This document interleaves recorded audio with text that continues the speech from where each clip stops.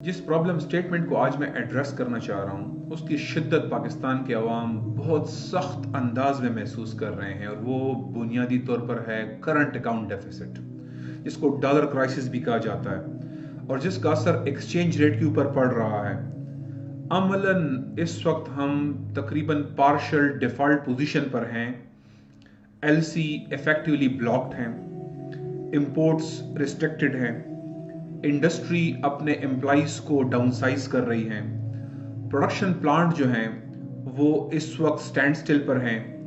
हम लोग कैंडी से लेकर कार इंडस्ट्री तक, फोम इंडस्ट्री से लेकर वॉशिंग मशीन तक, एजुकेशन सेक्टर में अगर किसी ने बाहर एग्जाम फीस जमा करानी हो वहां से लेकर कंस्ट्रक्शन तक, पेंट से लेकर टेलीकॉम इंफ्रास्ट्रक्चर तक, सब कुछ अफेक्टेड है।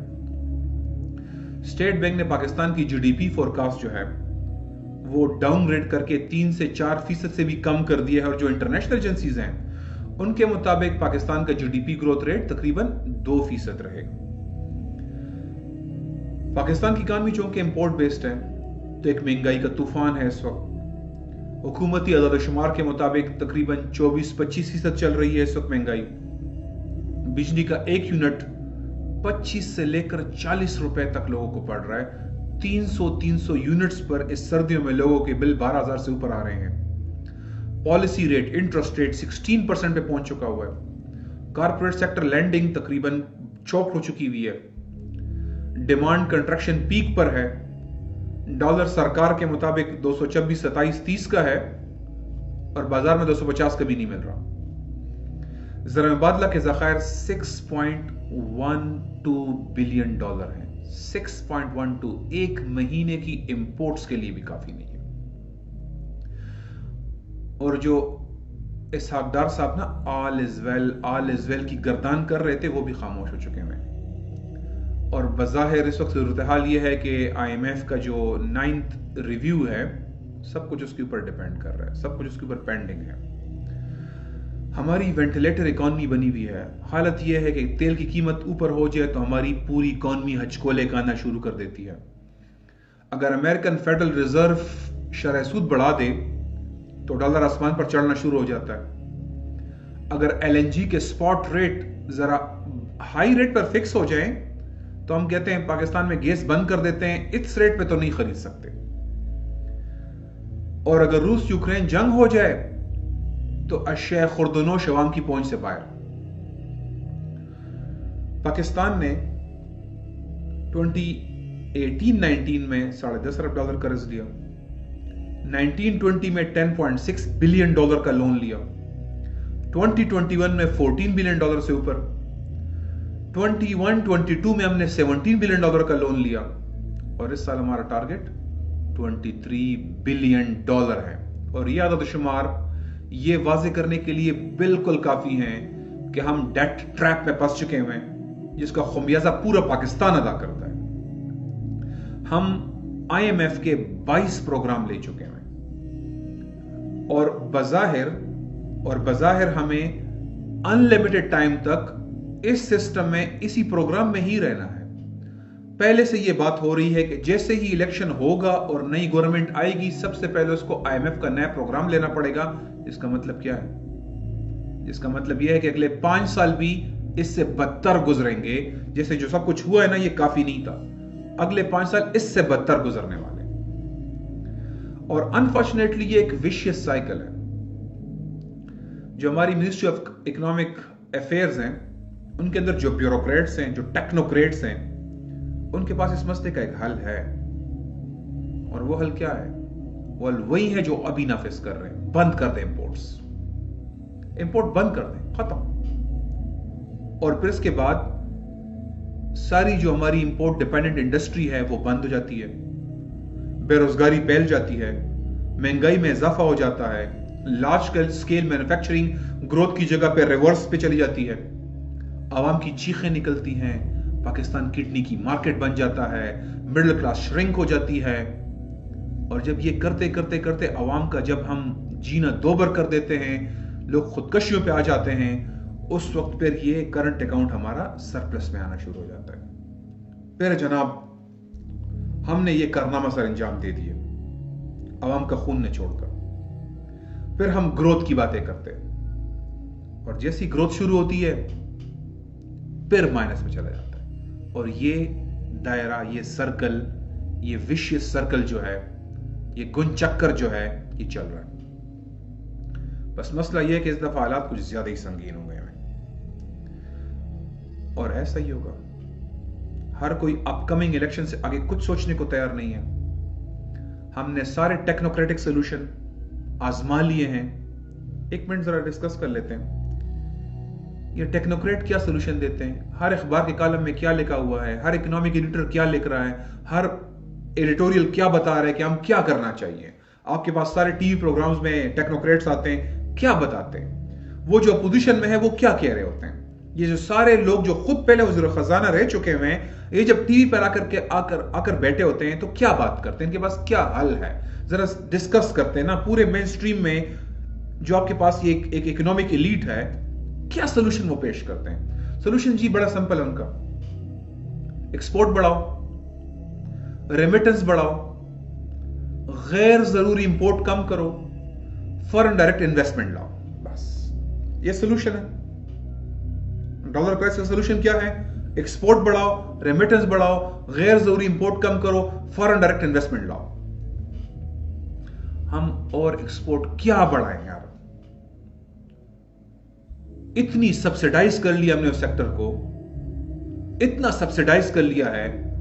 एक्सपोर्ट 30 से नहीं बढ़ रही, 30-31 से 30-31 बिलियन डॉलर जितना बस चला था हमारा, हमने पाकिस्तानी बाहर बेच दिए। बाहर की कंपनियों को फॉरेन डायरेक्ट इन्वेस्टमेंट के लिए जितनी मराद दे सकते थे दे दिए, वो मराद दिए जो हमारी अपनी कंपनियों को हासिल नहीं है, मेरे अपने ताजर को हासिल नहीं है, मेरे अपने दुकानदार को हासिल नहीं है, मेरे अपने कंपनियों को हासिल नहीं है, उनको हम वो भी दे रहे हैं। किसी तरह गल्फ, किसी तरह डॉलर आ जाए बस। एक्सपोर्ट बढ़ाओ और क्या करें, सब्सिडाइज कर दियो सेक्टर को, और क्या करें। गल्फ के पैर पकड़ लिए, चीन के पैर पकड़ लिए, अमेरिका के पैर पकड़ लिए, डिफर्ड पर तेल मांग रहे हैं, डॉलर हम उन्हें कह रहे हैं हमारे पास सिर्फ पार्क कर दो, इस्तेमाल भी नहीं करेंगे, स्टेट बैंक में रख दो। कश्मीर बेच दिया है, सीपैक में महंगे चाइनीज कर्जे ले लिए हैं, कॉन्ट्रैक्ट कर लिए हुए हैं, पावर सेक्टर सेटों के हवाले कर दिया है। क्या करें और इस सिस्टम में, और क्या सोल्यूशन है? जो सोल्यूशन ये बता रहे हैं हम कर चुके हैं। हमें ये ना कहे कि ये नहीं हुए, हम कर चुके हैं। जो लोग सजेस्ट कर रहे थे हमने उन्हीं को वज़ीर खजाना बना दिया, उन्होंने भी अपनी ट्राई कर ली। फिर अपोजिशन वालों ने कहा उनको वज़ीर खजाना बन गए, उन्होंने भी ट्राई कर ली। इफेक्टिवली टेक्नोक्रेटिक गवर्नमेंट चला रहे हैं भाई, इकोनॉमिक सेक्टर टेक्नोक्रेट चलाता है। मसला तो हल नहीं हुआ और होगा भी नहीं। जो टोटके इन्होंने हमें बताए हैं वो हम सब आजमा चुके हैं, ठीक है, सब आजमा चुके हैं। अब जरा 1 मिनट के लिए रुकें और डिस्कस करते हैं कि ये पॉलिसी मेकर्स, ये जो हुक्मरान, ये जो एस्टैब्लिशमेंट है, जो बड़ी इकोनॉमिक के ऊपर कंसर्न है, ये अपना विजन बढ़ाने पे तैयार होंगे या इस इंटरनेशनल ऑर्डर की लकीरों को पत्थर पर लकीर समझकर हरफ आखिर गर्दानेंगे। ये इस सिस्टम से जरा सा बाहर सोचने पे तैयार होंगे कि प्रैग्मेटिज्म की गर्दान लगाएंगे हमारे सामने। ये इन सतही जो अलामात है, इससे आगे जरा और बेसिक चीजों पे जाने को तैयार हैं। पाकिस्तान के करंट अकाउंट डेफिसिट का बुनियादी मसला क्या है? अब जरा बिग स्केल पे बात करते हैं, और उधर जाना पड़ेगा, हमारे पास रास्ता नहीं है। और जो टोटके बता चुके हैं वो हम आजमा चुके हैं। अब 2300 IMF प्रोग्राम आने वाला है। इसके बाद हम एक रिव्यू के ऊपर पेंडिंग, हमारी पूरी इकॉनमी खड़ी है, डिफॉल्ट के साथ खड़े हैं इस वक्त हम। पाकिस्तान के करंट अकाउंट डेफिसिट का बुनियादी मसला यह है कि हम अपनी domestic need PKR Pakistani currency में पूरा करते हैं, लेकिन इंटरनेशनल डीलिंग हम डॉलर में करते हैं। ये दो करेंसियों के ऊपर इकॉनमी खड़ी है। ये हमारा स्ट्रक्चरल प्रॉब्लम है। ये स्ट्रक्चरल प्रॉब्लम है कि इंटरनेशनल डीलिंग हमें डॉलर में करनी पड़ रही है और पाकिस्तान के अंदर सब कुछ हम PKR में कर रहे हैं, दो करेंसी चला रहे हैं।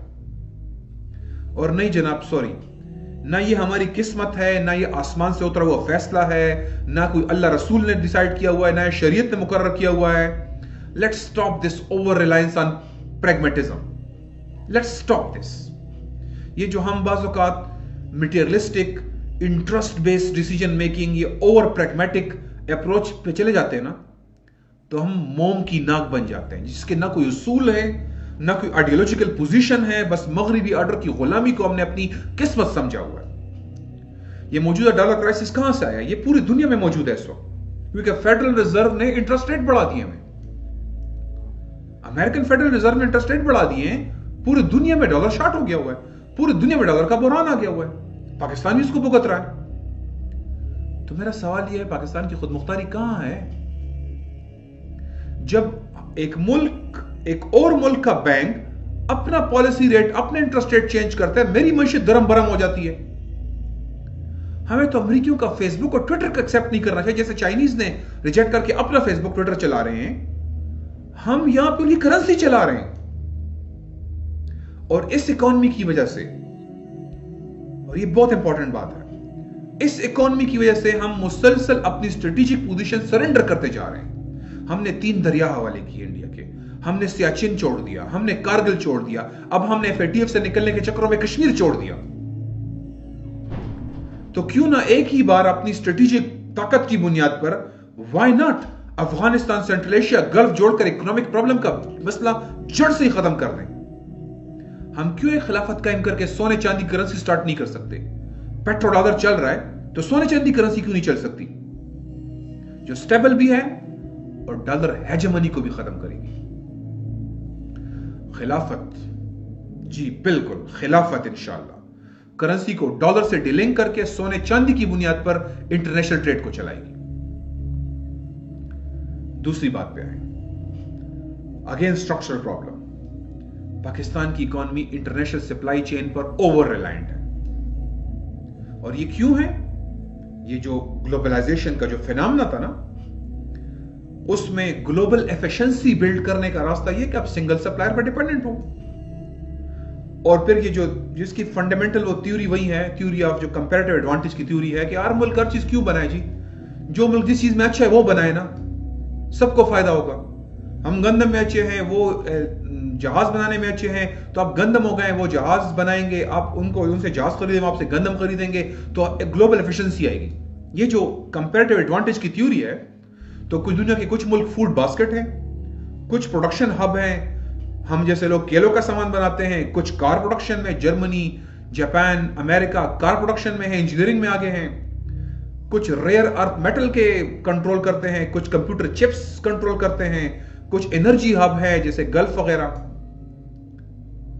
लेकिन इफेक्टिवली इन थ्योरीज ने ममालिक की खुद मुख्तारी खत्म कर दी है, और इफेक्टिवली हम एक ग्लोबल ऑर्डर के गुलाम बन गए हैं। कोई मुल्क एक आइडियोलॉजिकल पोजीशन नहीं ले सकता, हम ना मुझसे रिसालत तक नहीं कर सकते, वरना GSP प्लस स्टेटस चला जाएगा। हम एक्सपोर्ट के ऊपर डिपेंडेंट हैं, हम अपने नबी की तौहीन को नहीं रोक सकते, क्योंकि हम इस ग्लोबलाइजेशन में हमारी पूरी इकोनॉमी इंटीग्रेट कर दी गई है। तो अगर कोविड के बाद भी कोई इस चीज को नहीं समझ रहा, अगर रूस यूक्रेन जंग के बाद भी इस चीज को नहीं समझ रहा, अगर अमेरिकन चाइनीज ट्रेड वॉर के बाद भी कोई इसको नहीं समझ रहा, तो फिर अल्लाह उसका हाफिज है। आज हम सुई से लेकर कैंडीज तक, क्रीमों से लेकर बाइक्स तक, गाड़ियों से लेकर इंजीनियरिंग के सामान तक, लैपटॉप से लेकर एग्रीकल्चर टूल्स तक, हम फर्टिलाइजर से लेकर केमिकल्स तक, मच्छरमार स्प्रे से लेकर हैवी मशीनरी तक, हर चीज इंपोर्ट कर रहे हैं। इंपोर्ट सब्स्टिट्यूशन नॉन एग्जिस्टेंट है। ग्लोबल इकोनॉमी में इंटीग्रेट करने के बाद पाकिस्तान बिल्कुल तरनवाला बन चुका हुआ है। पाकिस्तान का लास्ट ईयर जो ट्रेड डेफिसिट था, इंपोर्ट एक्सपोर्ट का जो गैप है, वो $50 बिलियन था। हम 31 एक्सपोर्ट कर रहे हैं, 80 इंपोर्ट कर रहे हैं। और छोड़ दें, हर $100 की एक्सपोर्ट के लिए हमें $65 इंपोर्ट करना पड़ता है। इसका नतीजा किस चीज में निकलेगा? इसका नतीजा वही है कि हम IMF के पास 22 दफा जा चुके हैं, और एक रिवोल्यूशनरी स्टेप के बगैर एक बिल्कुल स्ट्रक्चरल चेंजेस के बगैर ये मसला हल नहीं हो सकता। ये खिलाफत कायम करके इंकलाबी अंदाज में हमें लॉन्ग टर्म मुस्लिम वर्ल्ड को इंडस्ट्रियलाइज करना है, अपने आप को इंडस्ट्रियलाइज करना है। जमहूरियत में किसी को दूसरा तीसरा साल नसीब नहीं होता, यहां कैसे लॉन्ग टर्म पॉलिसी बनेगी? यहां अभी इसने सख्त डेफिसिट है और सारी जो गवर्नमेंट्स हैं वो इस वक्त स्पेंडिंग कर रही हैं क्योंकि अपने हलकों में उन्होंने इलेक्शन जीतना है। वो डेफिसिट जाए बाढ़ में उनकी तरफ से, हमें इलेक्शन जीतना है, हम तो यही करेंगे। यहां तो सिर्फ अगले इलेक्शन के लिए लोग करते हैं काम। लॉन्ग टर्म पॉलिसी कैसे बनेगी? डेमोक्रेसी में कैसे कर सकते हैं हम? डॉलर क्राइसिस के मसले का हल यह है कि मुस्लिम वर्ल्ड को यूनिफाई किया जाए। अगर आज कतर $229 बिलियन एक गेम वर्ल्ड कप फुटबॉल पे लगा देता है, सऊदी अरब $500 बिलियन का एक शहर लाइन बसाने की पर खर्च कर रहा है और अगले वो गेम्स के लिए भी वैसे ही $500 बिलियन के ऊपर स्पेंड करने का प्लान बना रहा है, तो मुस्लिम उम्मा के पास रिसोर्सेज की क्या कमी है? हम $2-3 अरब के पीछे मर रहे हैं। यहां लोग एक गेम्स के ऊपर $229 बिलियन खर्च कर देते हैं। हमारे बॉर्डर पर ईरान मौजूद है जो 4th लार्जेस्ट ऑयल रिजर्व है उसके पास। कैस्पियन सी हमारे पास मौजूद है। मुस्लिम वर्ल्ड तो किसी बाहर की दुनिया पे बहुत कम रिलायंट है, बाहर की दुनिया हम पे ज्यादा रिलायंट है। खा वो एनर्जी की वजह से हो या जो सारी क्रिटिकल पाथवेज हैं, खा वो दरंदेला स्ट्रेट हो, मलाका हो, वो स्वेज हो, वो हर्मज हो, वर्ल्ड हम पे डिपेंडेंट है। जिब्राल्टर हो। खिलाफत एक्सपोर्ट डिपेंडेंट मॉडल पे इकॉनमी को तरतीब नहीं देगी, क्योंकि इस मॉडल में आप अपने लिए नहीं बल्कि आप बाहर के मुल्कों के लिए चीजें बनाते हैं। अपनी पूरी इकॉनमी को स्ट्रक्चर करते हैं फॉरेन नीड पूरी करने पे, ना कि लोकल नीड पूरी करने पे, क्योंकि आपको डॉलर कमाने हैं। चाइनीज अपने इस ब्लंडर को रियलाइज कर चुके हैं। They are trying to shift the economy to domestic economy और वो डाइवर्सिफाई करना चाहते हैं अपनी एक्सपोर्ट्स को भी। यूरोपियन अमेरिकन से आगे लैटिन अमेरिका और अफ्रीका और गल्फ की तरफ वो शिफ्ट करना चाहते हैं, ताकि अगर उनके साथ ट्रेड वॉर बढ़ता रहे तो वो डिपेंडेंट ना हो बहुत ज्यादा, और अपनी डोमेस्टिक इकोनॉमी को फोकस करने की तरफ जा रहे हैं। हमें दूसरों की गलतियों से क्यों नहीं सीख सकते? अगर चाइनीज अपनी इकोनॉमी को ग्लोबल इकोनॉमी से इंटीग्रेट ना करते तो 2008 में वो अमेरिकन इकोनॉमी को बर्बाद करते, बचाने की कोशिश करते। खिलाफत सोने और चांदी की बुनियाद पर जब करेंसी एस्टेब्लिश करेगी, फिर उसके पास प्रिंटिंग ऑप्शन नहीं होगा। फिर महंगाई, जो डोमेस्टिक इकोनॉमी महंगाई है, वो भी खत्म हो जाएगी उससे। खिलाफत जब ट्रांजिशन स्टेज में होगी तो वो एक तो उनके पास ऑलरेडी जब वो मुस्लिम वर्ल्ड को यूनिफाई करेगी तो उनको बाहर से बहुत कम चीजें इंपोर्ट करनी पड़ेंगी। अगर हमें जरूरत पड़ेगी तो हम गोल्ड एंड सिल्वर पे डील करेंगे या फिर बार्टर पे डील करेंगे। हम डॉलर पे बिल्कुल रिलाई नहीं करेंगे। तो हम बार्टर पे कमोडिटीज एक्सचेंज के जरिए, हमारे पास बहुत कुछ है जिसकी बेस पे हम कमोडिटी एक्सचेंज कर सकते हैं। एग्रीकल्चर प्रोडक्ट्स हैं हमारे पास, एनर्जी है हमारे पास, बहुत कुछ है। इन हुक्मरानों के पास इन मसाइल का कोई हल मौजूद नहीं है, लिटरली कोई हल मौजूद नहीं है। ये नस्ल दर नस्ल गुलाम थे, नस्ल दर नस्ल गुलाम हैं और ये गुलाम रहेंगे और ये गुलामी ही में प्रीच करेंगे। इनके सारे सोल्यूशन फेल हो चुके हैं और दिन ब दिन बद से बदतर मुस्तकबिल हमारे सामने है। हम टेक्नोक्रेट आजमा चुके हुए हैं, हम डेमोक्रेट आजमा चुके हुए हैं। ये नई सियासत, नई रियासत सिर्फ खिलाफत का दौर है। ये इस्लाम के इनकलाबी सियासत का वक्त है। अगर आप वही करेंगे ना जो हमेशा करते रहे हैं, तो आपको वही मिलेगा जो हमेशा आप फेस करते रहे। आप कांटे बोकर ना पलों की तमन्ना नहीं कर सकते। आप ग्लोबल ऑर्डर की गुलामी करके आजादी नहीं पा सकते। इस ऑर्डर में हम एक एक करके अपने स्ट्रेटेजिक इंटरेस्ट सेक्रीफाइस करके मईशत की तबाही को सिर्फ पोस्टपोन कर रहे हैं। कश्मीर दे दिया है, अब अगली क्या बारी है? मिलिट्री को वीक करना। अगली क्या बारी है? न्यूक्लियर वेपन सरेंडर करवाना। अगली क्या बारी है? इंडियन हेजेमनी के सामने हमें कमजोर सी रियासत बनाना, नेपाल और भूटान बनाना। इसके बाद क्या बारी है? यही हो रहा है हमारे साथ। क्या हम इस इंतजार में हैं कि हमारे साथ ये हो? अगले लोन के लिए, आईएमएफ के कर्जों के लिए और डिफॉल्ट से बचने के लिए हम ये कंडीशनलिटीज मानेंगे? अब या अब कुरान और सुन्नत की बुनियाद पर नई सियासत, नई रियासत और सिर्फ खिलाफत के क़याम का वक्त है। और ये वो पैगाम है जो इस वीडियो के ज़रिए पहुंचाना चाहता हूं। ये वो पैगाम है जो कि हमारा रास्ता है, जो हमारा सलूशन है, वरना आगे इसी तरह की गुलामी हमारा मुकद्दर रहेगी। व आखिर दावाना अल्हम्दुलिल्लाहि रब्बिल आलमीन। सदक़ल्लाहुल अज़ीम।